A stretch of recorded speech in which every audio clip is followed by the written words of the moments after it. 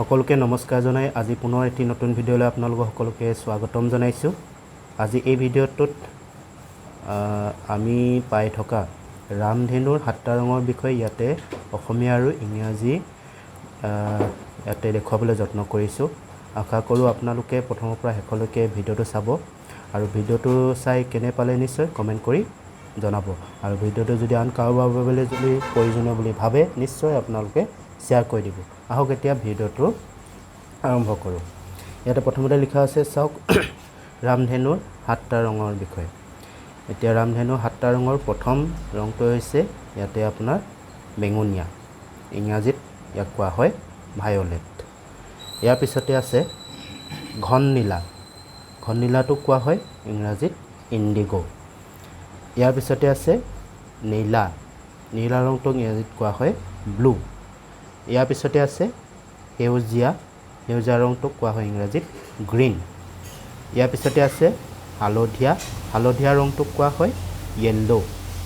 ইয়াৰ পিছতে আছে সুমথিৰা, সুমথিৰাটোক কোৱা হয় ইংৰাজীত অৰেঞ্জ। ৰঙা, একেবাৰে শেষৰ ৰংটো হৈছে ৰঙা, এই ৰঙা ৰংটোক ইংৰাজীত কোৱা হয় ৰেড। এই 7টা ৰঙৰ ইংৰাজী নামৰ প্ৰথম আখৰটো লগ লগাই এই শব্দটো সৃষ্টি কৰা হৈছে। ভিটো আনিছে ইয়াৰ পৰা চাওক ভায়লেটৰ পৰা, ভায়লেটৰ প্ৰথম আখৰটো ভি হয়। এই ভিটো প্ৰথম ইয়াতে আপোনাৰ প্ৰথম আখৰ দিছে, তাৰপিছতে দিছে অৰ্থাৎ বেঙুনীয়া, এই ৰংটোৰ ইংৰাজীত হৈছে ভায়লেট। এই ভায়লেট শব্দটোৰ ভি আখৰটো প্ৰথমতে ইয়াতে আপোনালোকক দিছে চাওক, এইটো ভি। ইয়াৰ পিছতে আছে ঘন নীলা, ঘন নীলাটো ইংৰাজীত কোৱা হয় ইণ্ডিগো, ইণ্ডিগোৰ প্ৰথম আখৰটো হৈছে আই, ইয়াৰ পিছতে দিছে আই। ইয়াৰ পিছতে আছে ব্লু অৰ্থাৎ নীলা, নীলাৰ ইয়াৰ ইংৰাজীত হৈছে ব্লু, এই ব্লুৰ প্ৰথম আখৰটো হৈছে বি, এই বি আখৰটো ইয়াতে প্ৰথম আনিছে। তাৰপিছত সেউজীয়া, সেউজীয়াটো হৈছে গ্ৰীণ, গ্ৰীণৰ প্ৰথম আখৰটো জি, তো ইয়াতে জি আখৰটো দিছে। হালধীয়া, হালধীয়াটো হৈছে য়েল্লো, য়েল্লোৰ প্ৰথম আখৰটো দিছে ৱাই, ইয়াতে আপোনালোকে চাওক ৱাই দিছে। তাৰপিছত সুমথিৰা, সুমথিৰাটো হৈছে অৰেঞ্জ, অৰেঞ্জৰ প্ৰথম আখৰটো হৈছে অ', ইয়াতে অ'টো দিছে। আৰু শেষত হৈছে ৰঙা ৰেড, ৰেডৰ প্ৰথম আখৰটো হৈছে আৰ।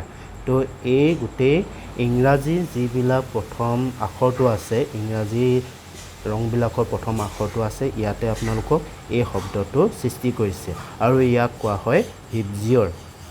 তো এই ভিবজিঅ'ৰ এই শব্দটো আপোনালোকে যদি মনত ৰাখে নিশ্চয় আপোনালোকৰ ইংৰাজীত এই ৰামধেনুৰ 7টা ৰঙৰ বিষয়ে মনত ৰাখিবলৈ সুবিধা হ'ব।